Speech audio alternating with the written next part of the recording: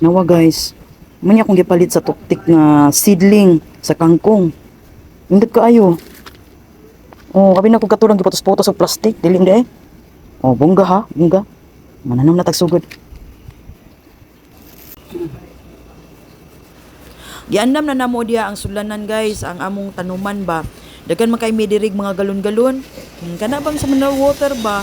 So kibutangan na namo naglungag sa una gani perti naghana. Mo din iyang liso, tanawa ang liso niya guys. Oh, nawa. Mo pa puy pagkita na ko ana. Dari ang liso, ay. Sa liso. So gituyo na ako nga liso na pod. Actually Tamo? na ko mga tanom diha kanang mga kangkong ba kanang mga stem gikan sa atong giutanan gani. Oh, sulayan na ko ni kay kuan kuno ni siya kanang 3 stems na kuno. Inig mutubo daw ni 3 stems na daw siya. So daghan siya og kanang sanga-sanga.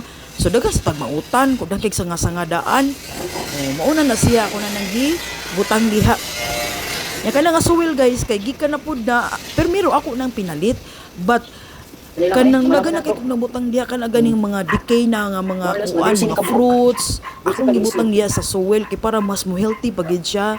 So mun ako mga kangkong healthy kay na maski wag na ako nagitagad-tagad healthy kay ako mga kangkong nawa. So ato ning kanang eksperimentuhan kung mao ba gyud sa advertisement nga tulo kuno iyang stem sa usa ka seed di ba? So inig totaw dani Okay. kasi mga So? week lang manubo na ni. Wala to dumay.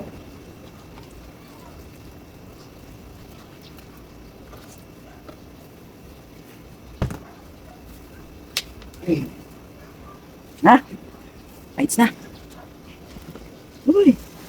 So ang uban ay mga lisuan na kaya akong giugbok dito sa uban nga pot nako nga nanay mga kangkong ba katong gitananuman na nakugkuan mga karaan nga stems. So sulayan po nato didto kung nindot apo diyang pagtubo. Oh, dara na dayon natong gitanom, diri na dayon. Hulato-lato nato ni manubo ni sila. Sumurag mga 12 kapi ni kabuk akong na natanom diri nga liso.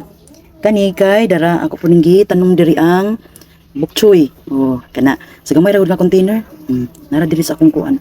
Tubangan sa balay.